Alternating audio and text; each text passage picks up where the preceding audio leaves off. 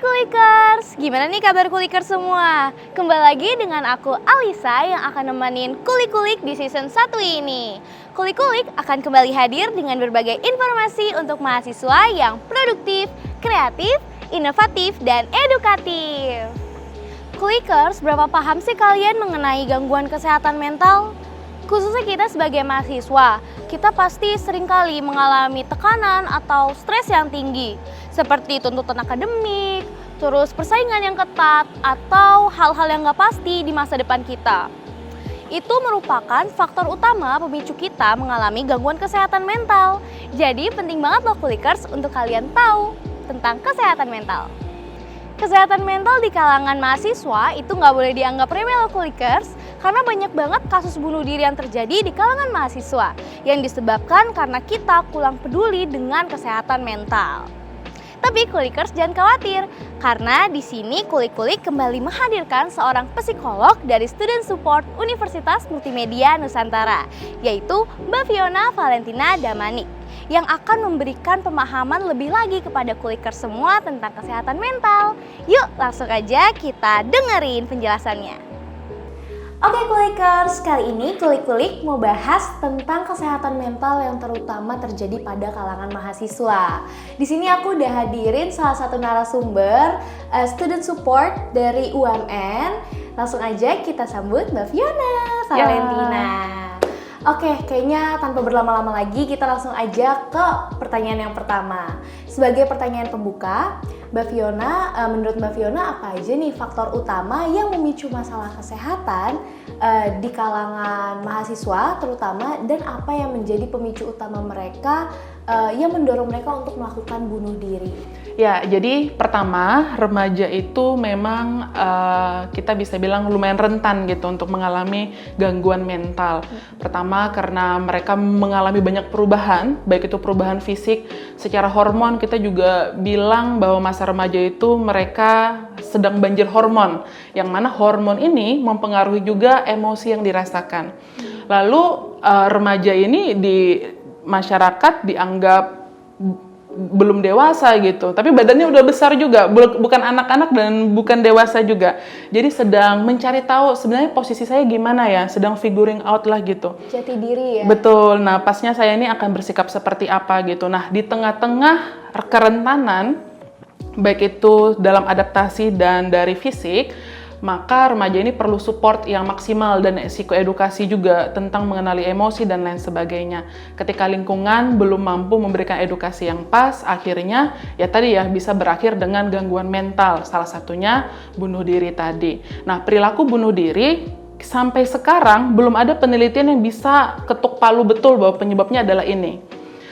Seseorang dengan depresi atau orang dengan depresi bisa saja punya pikiran bunuh diri. Tetapi seseorang yang melakukan bunuh diri penyebabnya belum tentu depresi gitu. Jadi kita ada banyak macam gangguan mental gitu. Nah, untuk tahu tentang bunuh diri itu sendiri memang perlu asesmen lebih lanjut gitu. Tapi untuk mencegah perilaku bunuh diri itu terjadi, kita perlu lebih banyak edukasi tentang kesehatan mental begitu. Makanya kayak kasus kesehatan mental atau gangguan mental itu biasanya lebih sering terjadi atau lebih banyak korbannya di kalangan mahasiswa ya? Ya, betul. Oke. Menarik banget ya penjelasan dari Mbak Fiona ini. Kita langsung aja ke pertanyaan yang kedua nih Mbak. Biasanya tuh gejala apa aja sih yang sering muncul pada mahasiswa yang mungkin mengalami kesehatan mental? Gangguan mental ya. Pertama, kita bisa cek dari pikiran yang nggak menentu gitu. Kita mulai kalut gitu, itu yang dirasakan. Tapi seringkali ketika pikiran kalut, kita malah cari hobi gitu, biar nggak kepikiran gitu. Nah, sebenarnya itu kita udah bisa follow up, apa ya membuat kok pikiran saya terus menerus begitu. Memikirkan suatu hal gitu. Atau yang kedua, dari perasaan kita juga bisa cek. Kalau kita merasa udah penuh, udah mulai kacau perasaannya, atau marah terus-menerus, atau sedih terus-menerus, itu udah langkah yang tepat untuk konseling atau untuk cari tahu apa. Atau yang ketiga, mulai dari perilaku yang berubah. Misalkan, makan terlalu banyak, makan terlalu sedikit, tidak makan, tidur terlalu banyak, atau tidak tidur sama sekali gitu. Jadi kita bisa cek dari pikiran, apakah oke, dan perasaan yang kita tahu, apakah saya bukan harus happy terus ya, happy terus juga masuk dalam gangguan mental juga gitu.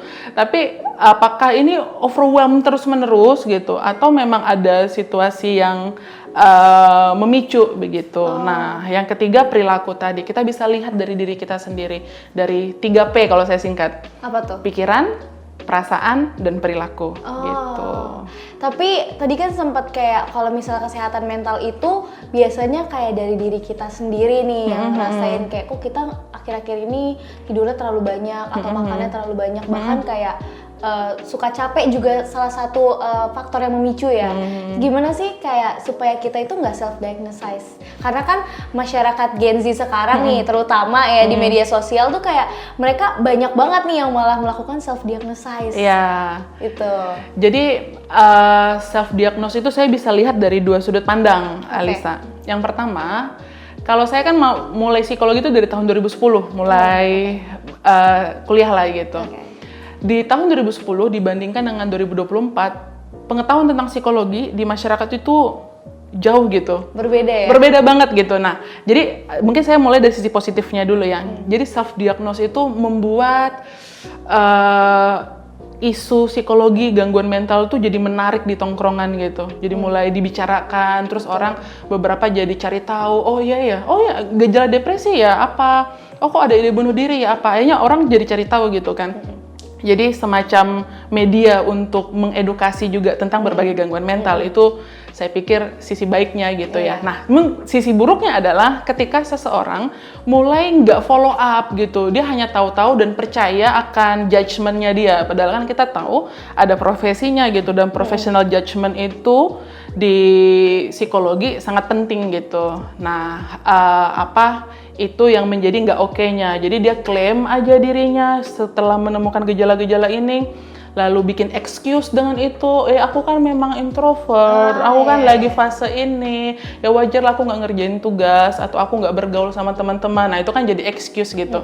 Itu yang jadi keliru self-diagnose-nya. Tapi untuk yang ya udah diomongin aja gitu, jadi normalize untuk membicarakan tentang kesehatan mental, somehow saya menemukan mungkin jadi bisa lebih banyak lah orang mengerti tentang kesehatan mental. Jadi dari mulut ke mulut gitu.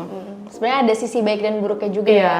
Jadi untuk para kulikers di sana jangan self-diagnose. Kalau misalnya ngerasa kayak udah nggak baik-baik aja dari diri kalian sendiri, langsung aja mending mencari cek yang ke profesional lagi ya, supaya nggak ada excuse yang tadi kakak bilang. Dan nggak berkelanjutan kan. Betul. Tanpa treatment malah lebih jadi masalah. Itu dia kulikers. Diinget ya. Oke, untuk pertanyaan berikutnya nih Mbak Fiona, langkah apa aja sih yang bisa diambil oleh Universitas Multimedia Nusantara terutama untuk mencegah terjadinya kasus bunuh diri di kalangan mahasiswa? Ya. Jadi yang pertama, saya perlu mengangkat tempat kerja saya, itu divisi saya di student support begitu. Karena kalau teman-teman cek di kampus lain itu tidak begitu umum ada biro psikologi seperti student support begitu. Nah di student support itu kita secara rutin melakukan psikoedukasi sebagai bentuk preventif gitu, preventif dari perilaku bunuh diri dan gangguan psikologi lainnya. Kita lakukan psikoedukasi tentang berbagai cara untuk merawat kesehatan mental. Kita juga melakukan survei juga kepada mahasiswa yang siapa tahu akhirnya tersaring lah gitu setelah kita follow up lebih lanjut. Nah kemudian ada layanan konseling juga. Nah di konseling ini selain ada konselor ada juga psikolognya, psikolog klinis gitu ya, yang mana memang secara etika bisa melakukan psikoterapi untuk bisa membantu mahasiswa melewati masa-masa sulit gitu, atau ya diagnosis tertentu bisa dibantu juga di sini.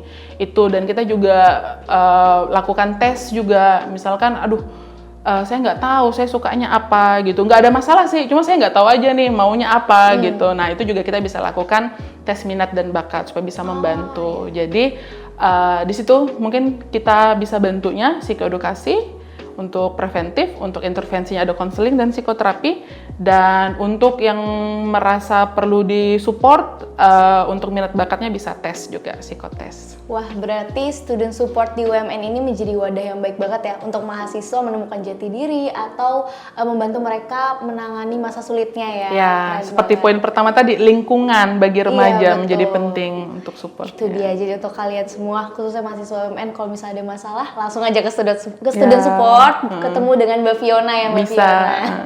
Oke, Mbak Fiona, untuk pertanyaan berikutnya, menurut Mbak Fiona, apa sih kayak self-care, dan apakah self-care itu bisa membantu mahasiswa yang mengalami masalah kesehatan mental untuk cepat pulih, dan biasanya self-care itu dapat berupa apa aja gitu? Ya, self-care itu adalah bentuk kepedulian kita terhadap diri kita. Kalau secara fisik, mandi itu salah satu bentuk self-care, cuci rambut gitu kan. Nah, self-care secara psikis adalah kita mencoba berdialog diri gitu, bertanya, Fiona, are you okay today? Atau perasaan apa hari ini? Biasanya kalau anak Gen Z bilang itu kayak self-affirmation nggak sih? Ya, kalau self-affirmation kadang dia positif ya. Iya. Kayak, aku hebat gitu. Enggak yang aku hebat terus-menerus juga, karena kadang kita nggak harus hebat di berbagai hal. Tapi ketika pertanyaannya, are you okay gitu, oh lagi nggak okay, nggak apa-apa juga. Akhirnya kita bisa follow up, oh nggak okay-nya apa. Jadi lebih ngerti kebutuhan diri itu apa. Kita lebih mendengar kebutuhan badan kita tuh lagi mau apa, oh lagi capek kah gitu. Jadi bukan memasukkan hal-hal positif, terus menolak keadaan diri kita yang sedang terluka, sedang sedih, itu malah jadi bumerang ya. Oh gitu ya? Kita berpura-pura, kayaknya aku oke deh, aku oke. Padahal lagi nggak oke kan. Kalau kita jujur bahwa kita sedang nggak oke, kita jadi tahu, oh lagi nggak oke, perlu apa?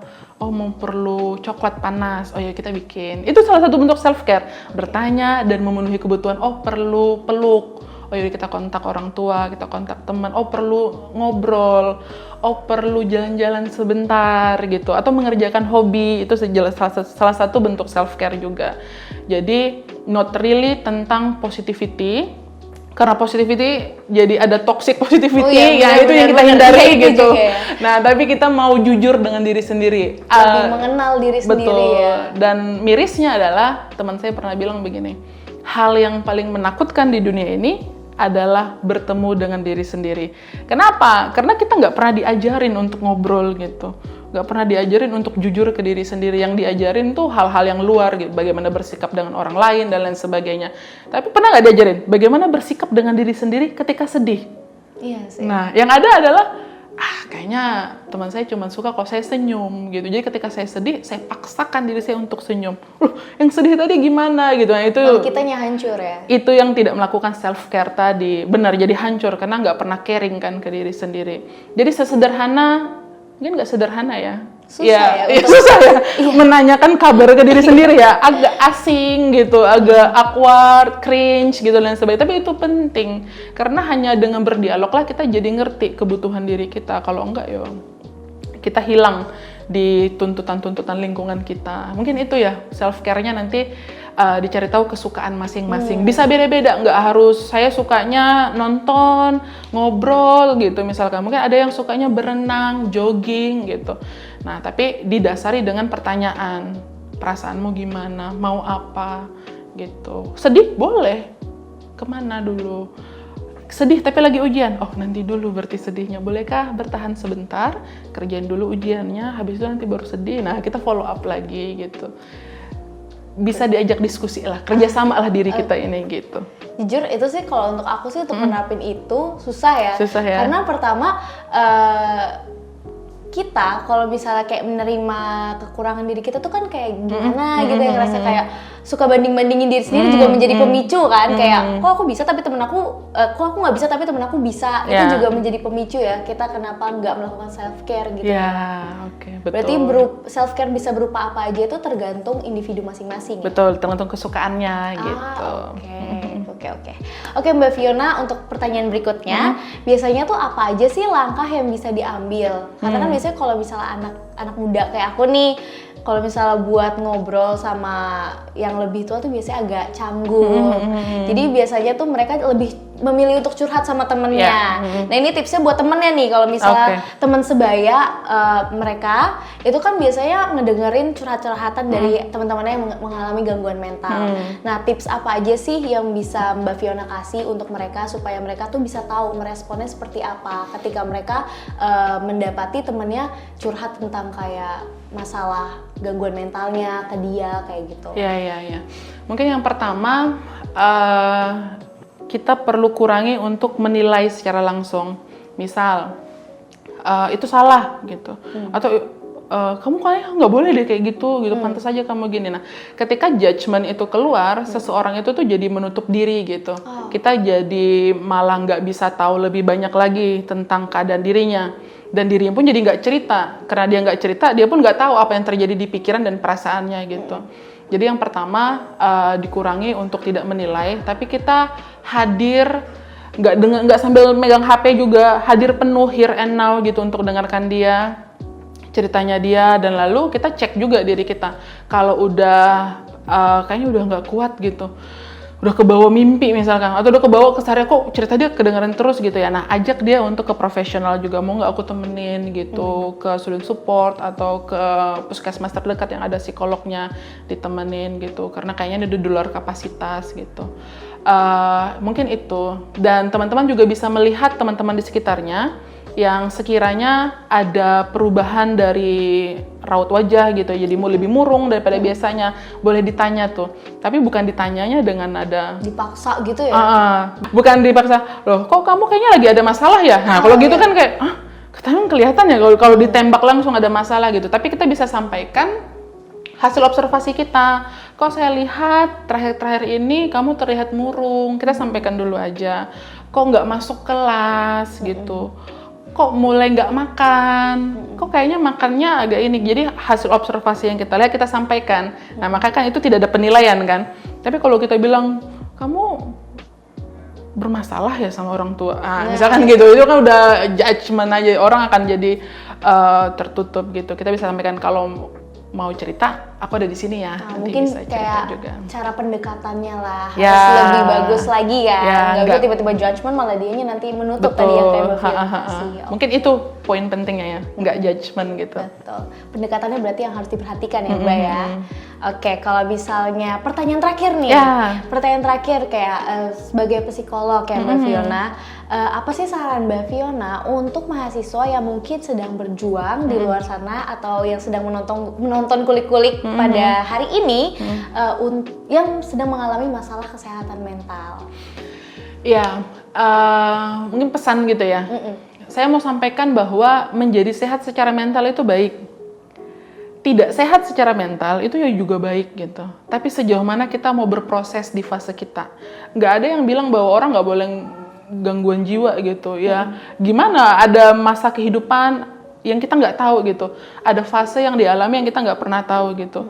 Maka jangan jadi membuat, kok aku merasa aku nggak mau deh ke counseling, takut di diagnosis gitu. Terus merasa dirinya worthless gitu, nggak berharga dibandingkan yang sehat mental, yang aktif, produktif gitu. Makanya saya sampaikan bahwa tidak ada yang bisa mengurangi keberhargaan manusia. Mau dia sehat, mau dia tidak sehat mental gitu, sama-sama berharga. Hanya saja yang perlu diingat adalah sejauh mana kita mau bekerja sama dengan diri kita untuk mengerjakan. Kalau sehat ya go on, berusaha untuk tidak melukai orang lain gitu kan. Berusaha untuk bisa menjadi tempat bagi orang lain berproses juga, nggak yang judgement, masa gitu aja nggak bisa, karena dia merasa dirinya sehat, terus orang yang nggak sehat, kok nggak bisa sih, masa gitu aja nangis dan lain sebagainya gitu.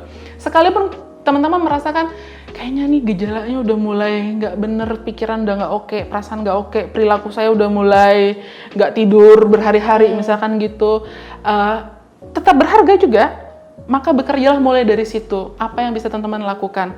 Cerita ke teman dekat, ceritalah. Datang ke profesional. Kalau mahasiswa UMN mau cek dulu ke student support, monggo gitu. Itu tidak membuat kita jadi buruk gitu. Nah, dengan mempersiapkan diri, mau berproses, mau improve diri, nah di situ akan membawa ke pengalaman yang lebih baik lagi. Betul, makanya self love itu penting ya. Penting ya.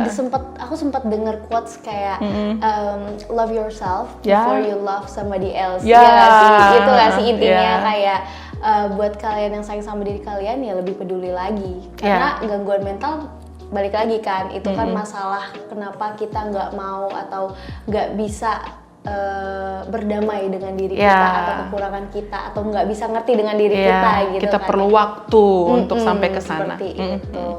Oke Mbak Fiona, hari ini aku bener-bener dapat banyak banget pelajaran-pelajaran dan juga informasi mengenai gangguan kesehatan mental terutama di kalangan mahasiswa.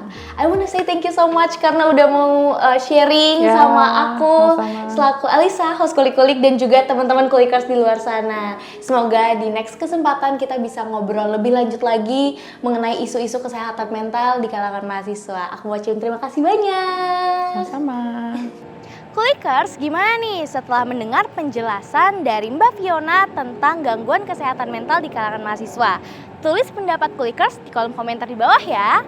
Kulikers, kalau misalnya kalian udah merasa ada tekanan atau gangguan-gangguan yang udah kalian nggak bisa tahan lagi atau nggak bisa kalian ceritain ke siapa-siapa, kayak udah capek banget, kalian bisa langsung pergi ke tenaga profesional ya Kulikers. Semoga video Kulik-Kulik kali ini memberi pemahaman lebih untuk Kulikers semua tentang gangguan kesehatan mental di kalangan mahasiswa. Kulikers, sampai sini dulu ya perjumpaan kita di episode kali ini. Jangan lupa untuk terus saksikan Kulik-Kulik di YouTube channel UMN TV setiap hari Jumat. Bye-bye Kulikers!